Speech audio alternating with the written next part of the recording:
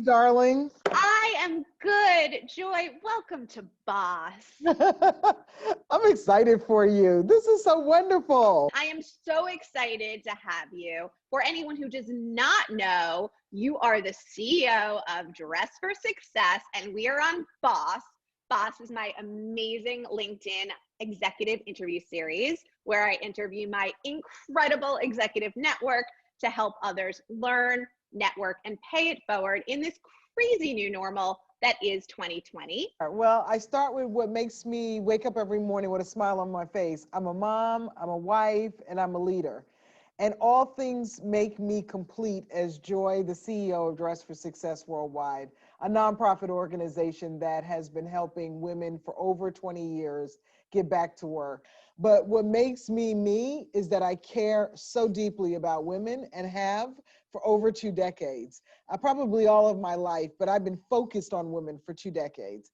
And I think it makes me, quite frankly, a better mom, a better wife, and a better leader. I doubt that there's anyone out there who's watching this that has not, at a minimum, heard of Dress for Success. It feels like you are at such a critical kind of point and role to help the world, right, be a better place moving forward. That's it, Allie. Like, when we started this organization some 25 years ago, and I say we because I've been on board with Dress for Success 23 of the 24 years. I'm not the founder, but I came on board shortly after it. And I realized pretty early on that, yes, we're going to give clothes to women who need it. But if we really wanted to define success at Dress for Success, it wasn't just going to be what she wore. It was going to be who she is as a woman and as a leader, as a mother. And so we started to create programs, and we pivoted pretty early on away from just suiting women at our boutiques, but also giving them the leadership tools and the techniques they needed to thrive in work and in life. So it was financial literacy, health and wellness, professional development, communications in the workplace. And we really built a tool chest, if you will, of the tools that women need to succeed in work and in life. And we've helped over 1.2 million women get back to work, which really means that there's probably 3 to 4 million children out there who moms work right now. And so it's not just about her. I know that if I can get her to work and I can get her out of poverty, then there's a greater likelihood that her children won't be impoverished as adults. Because you can break the cycle of poverty. You can break the cycle of poverty. How did you get to where you are now? Well, first I got to Dress for Success because I heard about it on the news. And I thought, what a great organization, I'll donate a suit. And by talking to the founder on one call, by the time I got off the call, I had joined the board.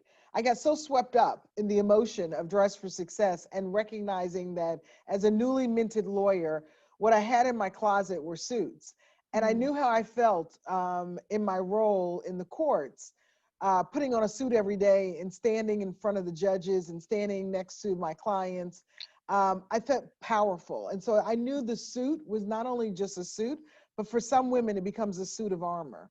And so that started me on this road at Dress for Success. I wanted to be part of something greater than I had ever been in my life. And I knew Dress for Success was going to allow me to leave a mark. It's not just the women who walk through the doors of Dress for Success, but it's the volunteers who come through the doors to help the women at Dress for Success. It's the donors, in which I'm leading through philanthropic circles. World needs more women and diversity in tech roles, data roles, marketing roles, leadership roles. The Global 500 list came out, and according to Fortune, women run just 13 out of 500 of the companies that made the cut, and there are no women of color on the entire list. Around the world right now, working women are facing brutally hard choices about whether to stay home if they haven't already been laid off.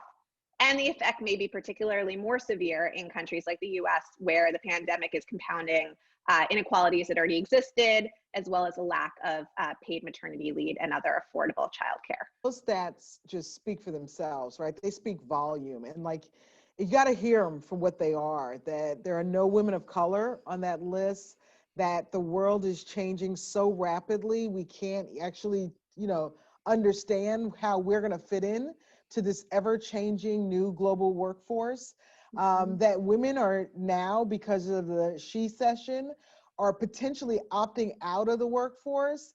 not only because they need to stay home to take care of their children who are at home, going to school, taking classes remotely, but because the job market is so tight right now, and women are choosing to leave the workforce. What will be the ripple effect to that for our future? These are difficult times for all people to make tough decisions about the world of work. But we want to be that organization that gives women the tools that we know are important for them. It's certainly one thing when you've had an amazing career and you have worked and you are degreed and you have some level of privilege, you can get back into the workforce. But for people who don't have all of those things, compounded by their life circumstance, a checkered past, unstable working conditions in their past, we've got to be focused on her because no one's focused on her. That's not the discussion. Those are not the people we're talking about right now. If given the opportunity, these people can rise. And we've got to be talking to employers about how they're going to welcome women who maybe don't have a straight line into the workforce, but maybe a dotted line, how they're going to welcome those women into the workforce. Dress for Success is a nonprofit, right? Like you need corporations and assistants to kind of get you to the goals that you so eloquently talked about. There are not, glitzy fundraisers that are happening in person right now. Tell me about one of your passion projects, specifically Your Hour, Her Power, and why it's so critical for executives and their teams to invest their time and their money right now to pay it forward. So here's what's exciting about our Your Hour, Her Power campaign, which is going to be a big deal in 2021. March is Women's History Month, and we're going to use March and the 31 days in March to elevate and amplify women CEOs. We see this as an opportunity for people to donate 1 hour of their pay to help another woman on her way. If asked for 1 hour of my pay, it feels very small, yet it's very powerful. And so that's what Your Hour, Her Power is about. We're asking men and women, because this is about uplifting women, but the only way you do it is if men and women do it together. So this is asking men and women to donate 1 hour of their pay to help another woman on her way.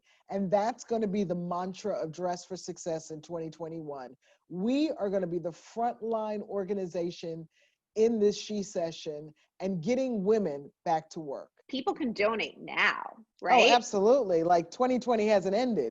What does success look like? Everybody has a goal, right? So our financial goal for this campaign is to raise over $1 million. And we know that's doable. Actually, that's a really light goal. The 1.2 million women we've served, wouldn't it be great if we could match the 1.2 million women we served with $1.2 million raised, so that we can help another 1.2 million women who we know are out there, who we know are unemployed, and who we know need to work because they have to take care of their families. This entire concept of Your Hour, Her Power actually happened about 4 years ago when we were contacted by the Broadway show Hamilton. The women in that show wanted to give a night of pay to Dress for Success. We were just blown away. It literally was in Women's History Month. They had made a decision, had chosen Dress for Success, and had created this really brilliant video, as only the Hamilton crew could do, about what giving a night of pay meant for them as women. All the men of the production stood behind them and also donated a night of their pay. And from that moment, we realized that if given the opportunity to give, all people would. What is the most important skill that leaders need for the future of work? To be motivational and inspirational. Name your career role model, if you have one, or favorite boss. Because I've been kind of bossing myself for the last 22 years, the bossiest person in my life, and my biggest role model is my mom. Finally, anything else that you want to say or share with me to close out this thoughtful, inspiring, impactful, amazing LinkedIn boss interview, besides supporting Your Hour, Her Power, and the future of Dress for Success and the future of working women? I just want to say, Allie, you're the boss. Like, you're the boss. Bye everyone.